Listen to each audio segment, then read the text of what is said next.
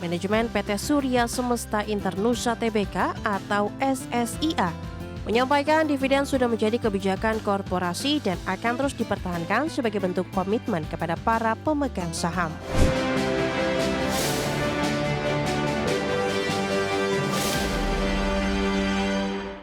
Keinformasi emiten pemirsa PT Surya Semesta Internusa Tbk atau SSIA memastikan tetap konsisten membagikan dividen dengan rasio sekitar 30% dari laba bersih. Hal ini ditegaskan perseroan meskipun kinerja perusahaan diproyeksikan melemah di sepanjang tahun ini. Dikutip dari rangkaian kegiatan dalam Public Expose Live 2025 Perseroan, manajemen PT Surya Semesta Internusa Tbk atau SSIA menyampaikan dividen sudah menjadi kebijakan korporasi dan akan terus dipertahankan sebagai bentuk komitmen kepada para pemegang saham. Kita sih kedepannya tetap rencananya akan terus membagikan dividen dan pada umumnya kita melakukan rasio sekitar 30% dari net profit itu untuk didistribusikan sebagai dividen. Jadi itu dari segi corporate policy kita ya.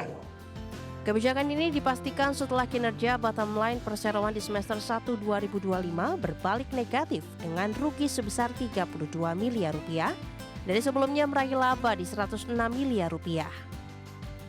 Penurunan kinerja tersebut dipengaruhi anjloknya pendapatan segmen hospitality akibat renovasi Hotel Melia Bali serta melambatnya kontrak baru pada entitas konstruksi perseroan PT Nusa Raya Cipta Tbk atau NRCA. Berdasarkan proyeksi manajemen, laba bersih SSIA di akhir 2025 diperkirakan akan mencapai 200 miliar rupiah.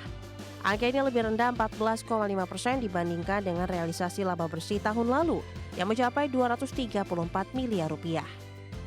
Meski demikian, fundamental perusahaan masih solid. Hal tersebut tercermin dari posisi debt to equity ratio atau DER yang turun ke 24% di Juni 2025 dari 63% di 2023. Dengan melihat beberapa waktu terakhir, SSIA rutin menyalurkan dividen meski nilainya bervariasi. Di 2019, dividen yang dibagikan Rp5 per saham dengan rasio 25%. Sementara di 2018, perseroan membagikan Rp7 per saham dengan payout ratio 86%. Di 2017, perseroan menyalurkan dividen Rp20 per saham dengan rasio hanya 8%. Sedangkan di 2016 nilainya di Rp11 per saham dengan rasio 82%. Berbagai sumber, IDEX Channel. Secara teknikal daya tahan SSIA cukup tinggi pada perdagangan hari ini, terutama di tengah pelemahan dalam indeks harga saham gabungan. Saham SSIA melejit di atas 7% pemirsa, meskipun sempat bergerak di zona merah. Langsung saja kita ke grafis yang pertama, kita akan coba lihat pergerakan saham SSIA di sepanjang perdagangan hari ini dan sekaligus update beberapa menit jelang penutupan. Ditutup di perdagangan hari sebelumnya di level 2000, di pembukaan perdagangan sesi pertama pada pagi tadi, dibuka di zona merah di 1990 dan sempat tertekan di 945 ke 1900-an. Kemudian saham SSIA berbalik arah mengalami penguatan ke 2120 dan di penutupan sesi pertama penguatan lebih ke arah terbatas di 2050 dan di posisi yang sama di pembukaan sesi kedua pemirsa. Ya, tapi di memasuki perdagangan sesi kedua, saham SSIA secara intraday mengalami lonjakan yang cukup signifikan hingga menembus ke 2.240. Saat ini penguatan terbatas 7% di 2140. Grafis selanjutnya kita akan coba lihat pergerakan saham SSIA dalam 6 bulan terakhir sudah mengalami penguatan yang cukup signifikan pemirsa, terutama di sepanjang perdagangan Juli, seiring juga beberapa pelaku investor asing yang cukup berpengaruh ingin bergabung ataupun juga membeli lahan di SSIA. Tertinggi di 2890 di perdagangan Juli, April, Mei dan Juni masih diperdagangkan di bawah 2000-an, 710, 860 dan 1125. Agustus dan September usai mengalami kenaikan signifikan, penguatan lebih ke arah terbatas pemirsa namun masih bertahan di atas level 2000-an. Seperti apa dari sisi valuasi dengan beberapa indikator yang ada? Ya, dari sisi price to earning ratio-nya minus di 149,12 kali, PSR-nya di 2,25 kali, PBV-nya di 1,75 kali, dan PCFR-nya minus di 6,16 kali. Kombinasi secara fundamental teknikal dan juga dari sisi valuasi dan semoga bisa menjadi salah satu referensi untuk Anda.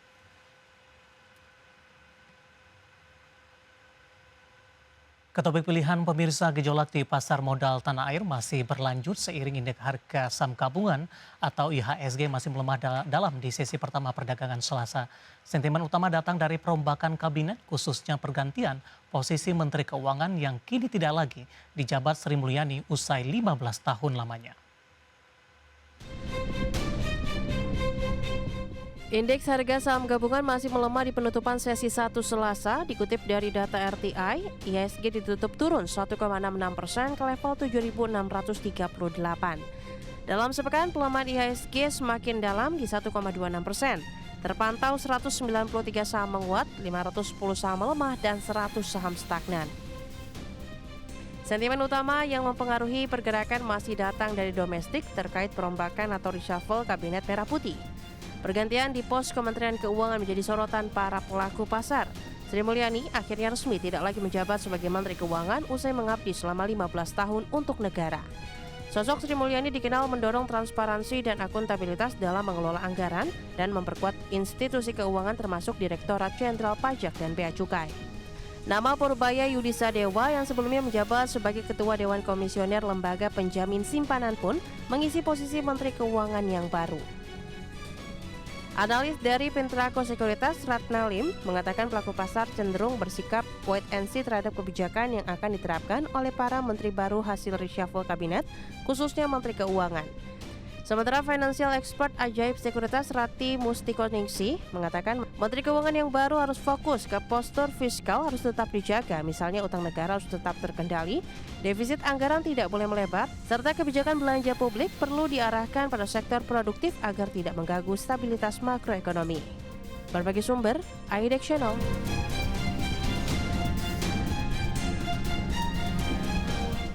Beralih ke informasi indikator perdagangan lainnya, pemirsa, di mana nilai tukar rupiah mengalami koreksi tajam terhadap dolar Amerika Serikat di perdagangan Selasa dengan mencoba mendekati level 16.500 per dolar Amerika Serikat. Dikutip dari data RT hingga Selasa siang tadi, rupiah melemah di 0,67% di level 16.437 per dolar Amerika. Sebelumnya rupiah dibuka melemah tajam di 0,67% di level 16.640 per dolar Amerika. Bahkan secara intraday rupiah sempat melemah ke 16.496 per dolar Amerika.